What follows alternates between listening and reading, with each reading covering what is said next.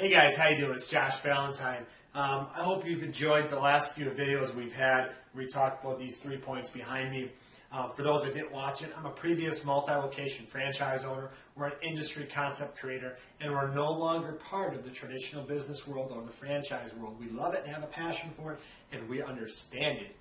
But we're not a part of it, and we kind of are glad we're not, because now I get to work from home. It's pretty cool. You can check out the website, ileftfranchising.com, but that's not what this video is entirely about. I want to give you some key points, golden nuggets, things to look for when you're researching the right franchise to buy for yourself and your family. We talked about some key points, and we're going to bring up another one. And for those that have watched my previous videos, you know, I always say forgive my handwriting because it is horrible, and it is horrible. Point 4 is location. Okay? Point 4 is location. I'm going to have to erase this stuff because I got some things we got to talk about regarding location.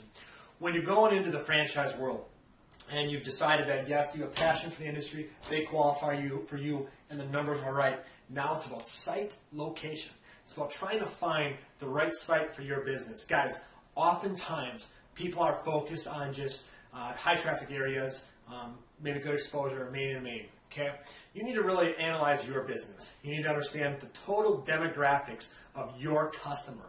Make sure you get it. If that means you go find one of the more profitable, successful franchisees in your area, or even if they're not in your area, and you stay there for a week and you survey people, work it out with them. You know, say, hey guys, I want to really survey. This will help you. It'll give you a good idea of where your customers are coming from. But I also want to understand where the customers come from for this brand. You need the first-hand knowledge. You need to find out where they're coming from. And once you do that, you then can take a site and work the demographics around that area. And you know what? I tell you what, the franchisor is going to tell you a specific type of demographic, this and there, but I'm going to tell you something. The field and theory are two different things. You need to get out there and have the first-hand knowledge because this is your business, this is your future, and you're staking a lot on this. So we're going to talk about just some examples here, okay? I'm getting rid of this all right now. I want to talk about the restaurant industry because that's where I come from. And when you're looking at the restaurant industry, we were in the fast casual restaurant industry, or quick service, quick service restaurant, QSR restaurant industry. And there's a few things that, you know, my dad's actually a very successful franchisee. He's one of the original franchisees for a local regional franchisor here, and he's very successful. And at a young age, I learned a lot of principles that many people never learned. And one of the things I learned was this: your location. Obviously, you know, you hear location, location, location. That's the old saying. But you got to understand the demographics of what you're looking for. And for example, this is just an example for you to see how it applies in the real world. The restaurant industry. You want a steady mix, okay? You want a mix of a specific population because the restaurant business is built throughout the day, okay? It's not just 8 to 5, 4 to 9. Some more fancier sit-down restaurants maybe just be open for dinner. But I'm talking about the quick service restaurant, okay? You want your location. You don't want to just be at Main where there's a bunch of traffic all the time per se.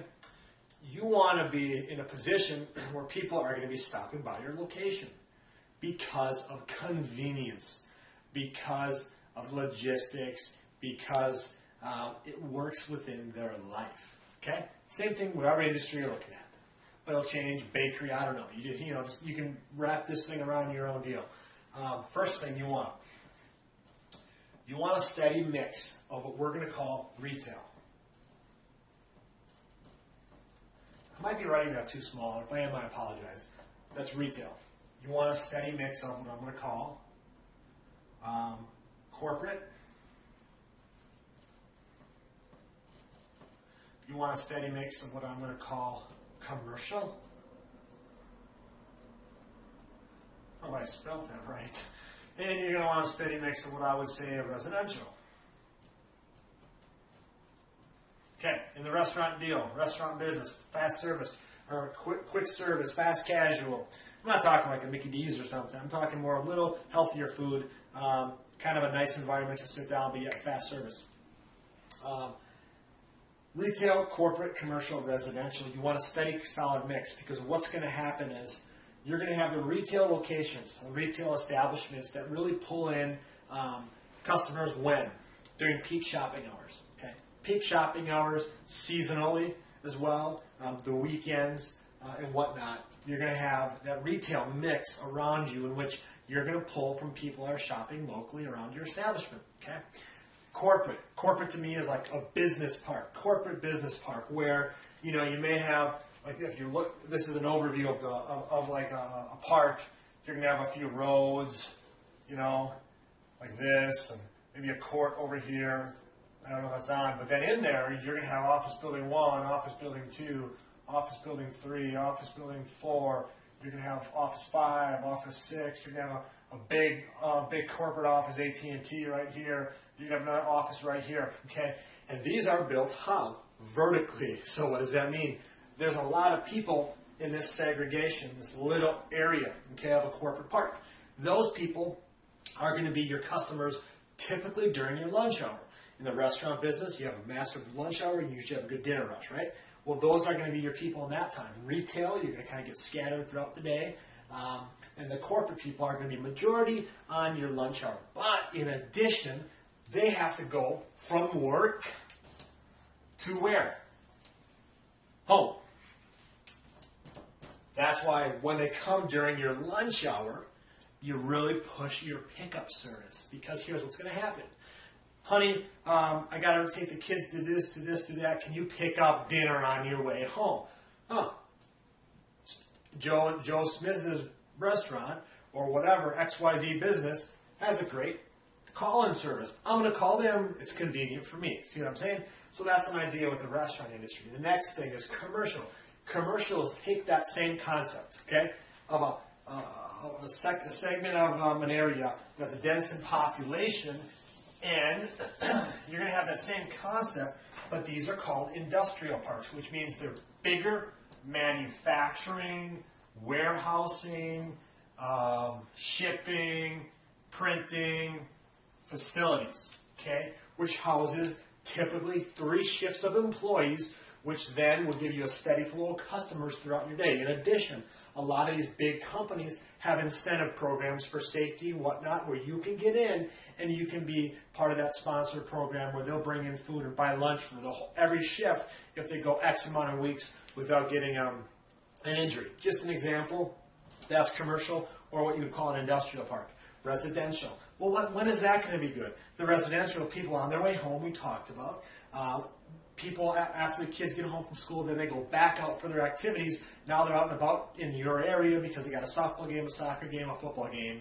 They got church choir, youth group, and they're going out and they're on the run, doing their thing. They're going to swing by your place for your dinner, okay? Then you also have the weekends where people that live close by are going to go out and about and do their errands and whatnot and may come into your place. So this is just an example. I didn't mean to get in this deep into training on location for restaurant industry, but I hope you can understand that what we've done is we've segmented and torn apart our day. And we've said, lunch mainly. We said lunch mainly there, dinner and weekend here. And we kind of said throughout the whole day for retail or during peak shopping seasons. You can do that with your business. Analyze your demographics, figure out what makes the most sense, put your business in a position where you're going to maximize your exposure in an area that's going to be, I guess, in the right demographic with a good mix with the locations, the types of locations that's right for your business. Guys, I hope this training on location made sense because it's powerful, and the reality is if you do it right, you're going to have a killer business, and then you can open more of them. How fun is that? God bless. Have a good day, and I'll see you on the next training.